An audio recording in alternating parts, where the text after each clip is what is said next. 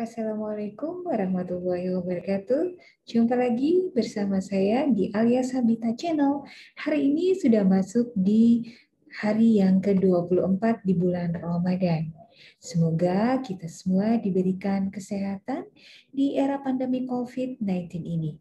Jangan lupa untuk selalu menjaga protokol kesehatan dengan 5M. Yang pertama, memakai masker, kemudian menjaga jarak, dan yang ketiga, mencuci tangan. Kemudian yang keempat, menghindari kerumunan, dan yang kelima adalah mengurangi mobilitas. Nah, kali ini dalam Alia Sabita Channel saya akan berbagi mengenai cara Islam mengatur keuangan agar menjadi barokah.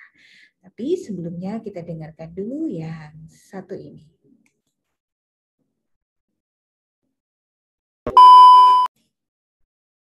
Baiklah, kali ini Alia Sabita Channel akan membagi tips bagaimana mengatur keuangan dalam Islam. Tapi sebelumnya jangan lupa untuk mengklik tombol subscribe, like, komen, dan klik tombol lonceng untuk notifikasi terbaru video-video dari Alia Sabita Channel. Nah, bagaimanakah cara Islam mengatur keuangan agar hidup itu menjadi barokah? Ya, jadi sebagai seorang Muslim, sebaiknya segala macam aspek kehidupan yang dijalankan itu sesuai dengan ajaran dan syariat Islam, termasuk bagaimana cara mengatur keuangan. Islam telah menetapkan ajaran-ajaran bagaimana cara seseorang itu mengatur persoalan finansialnya, baik dalam Al-Quran maupun hadis. Nah, untuk cara yang pertama itu adalah menggunakan formula 1-1-1. Nah, formula 1-1-1 ini merupakan rumus mengatur keuangan dari sahabat Nabi Salman Al-Farisi, di mana diriwayatkan bahwa beliau memiliki uang sebanyak 1 dirham untuk digunakan sebagai modal membuat anyaman yang dijual seharga 3 dirham. Nah, kemudian pendapatan tadi dibagi menjadi yang pertama 1 dirhamnya digunakan yaitu untuk keperluan keluarga. Kemudian 1 dirham lagi untuk keperluan sedekah dan 1 dirham lagi untuk digunakan sebagai modal kembali. Nah, konsep tadi bisa digunakan atau diterapkan dalam kehidupan sehari-hari ya dengan membagi yaitu 3 pendapatan yang diperoleh, sepertiga untuk kebutuhan sehari-hari, sepertiga untuk bersedekah, dan sisanya untuk digunakan untuk modal kembali. Nah, kemudian yang kedua itu adalah dengan menyisihkan pendapatan kita untuk modal. Ya, jadi diriwayatkan oleh Ibrahim Al-Harbi dalam Gharib Al-Hadis ya bahwa 9 dari 10 pintu rezeki itu adalah dalam perdagangan atau dalam bisnis. Nah, Islam menganjurkan umatnya untuk berdagang dalam mencari nafkah.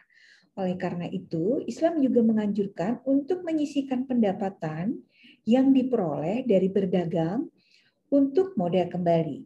Jangan sampai hasil uang dari berdagang tadi digunakan semuanya untuk membeli kebutuhan yang sifatnya konsumtif, ya. Nah, hal serupa juga berlaku bagi kita atau Anda yang tidak berdagang. Kita dapat menyisihkan sebagian dari gaji bulanan kita untuk nantinya kita membuka usaha atau menambah pendapatan. Atau bisa juga kita gunakan untuk modal investasi.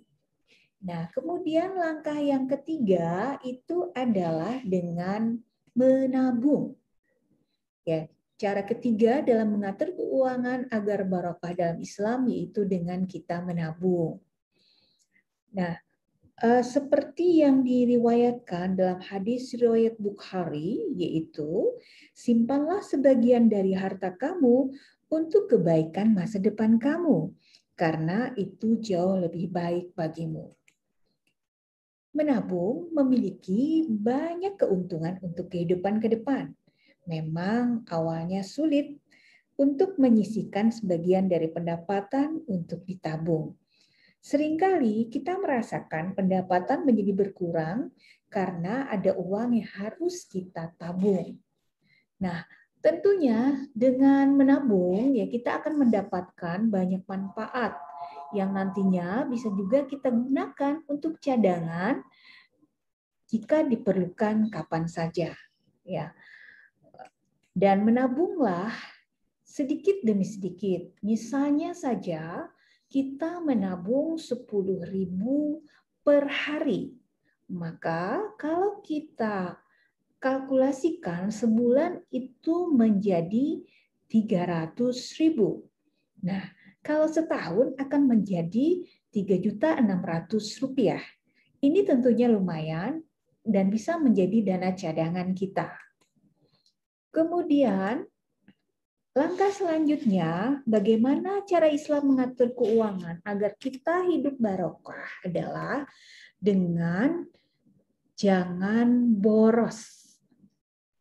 Seperti dalam Quran surah Al-Furqan ayat 67, yang artinya, Bismillahirrahmanirrahim, dan orang-orang yang apabila membelanjakan harta, mereka tidak berlebih-lebihan dan tidak pula kikir, dan adalah pembelanjaan itu di tengah-tengah antara yang demikian.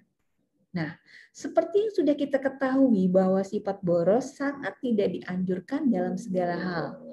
Begitu pula dengan mengatur keuangan. Islam pun melarang seseorang dalam berbelanja berlebih-lebihan.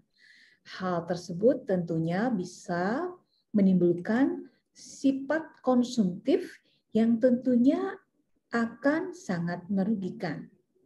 Ya, jadi belilah segala kebutuhan sesuai kadarnya saja, tidak kurang dan tidak lebih. Misalnya, saat kita memiliki sebuah ponsel, namun karena ada ponsel tipe baru, maka Anda membelinya berdasarkan keinginan, bukan karena kebutuhan. Padahal ponsel yang lama itu masih bisa digunakan.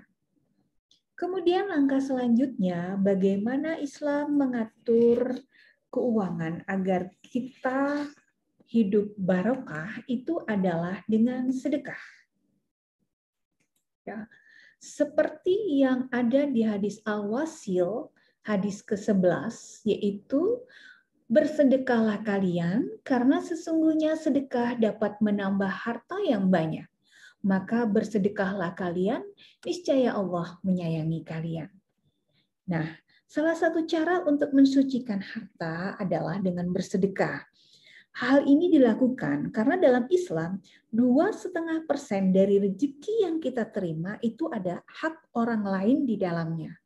Karena itu, sisihkanlah pendapatan yang diterima per bulannya untuk membantu orang-orang yang membutuhkan lewat berbagai macam badan penyalur sedekah. Selain itu, Allah juga menjanjikan untuk menambah harta yang didapat dengan bersedekah. Lewat bersedekah, berarti Anda telah mensyukuri atas nikmat yang telah diperoleh. Nah, kemudian langkah selanjutnya, bagaimana cara dalam Islam untuk mengatur keuangan agar hidup barokah itu adalah dengan menghindari berutang. Seperti dalam hadis riwayat Bukhari, barang siapa mengutang uang kepada orang lain dan berniat untuk mengembalikannya, maka Allah akan luluskan niatnya itu. Tetapi barang siapa mengambilnya dengan niat akan membinasakan atau berniat tidak membayar, maka Allah akan membinasakan dia. Memang utang kadang menjadi penyelamat finansial dikala kita darurat. Namun kenyataannya dalam Islam tidak dianjurkan untuk berutang jika tidak benar-benar membutuhkan. Artinya, jika Anda masih bisa berusaha untuk membayar sesuatu, janganlah berutang. Jika terpaksa berutang kepada seseorang, wajib hukumnya untuk melunasi. Hal ini dilakukan karena dalam Islam, perihal utang menyangkut dunia dan akhirat. Bahkan saat seseorang meninggal dalam keadaan berutang, ahli warisnya wajib untuk melunasi. Nah, demikianlah tadi bagaimanakah cara Islam mengatur keuangan agar hidup barokah. Nah, mulailah untuk mencoba mengaplikasikan tips ini dalam kehidupan sehari-hari. Insya Allah, dengan demikian, keuangan Anda akan menjadi lebih teratur dan terhindar dari kerugian finansial. Selain itu, tentu aja hidup kita menjadi lebih barokah. Sekian tips bagaimana cara Islam mengatur keuangan agar hidup barokah. Terima kasih atas perhatiannya. Sekali lagi jangan lupa untuk klik tombol subscribe, kemudian share, like, dan tekan tombol lonceng untuk notifikasi terbaru dari video Alia Sabita. Wassalamualaikum warahmatullahi wabarakatuh.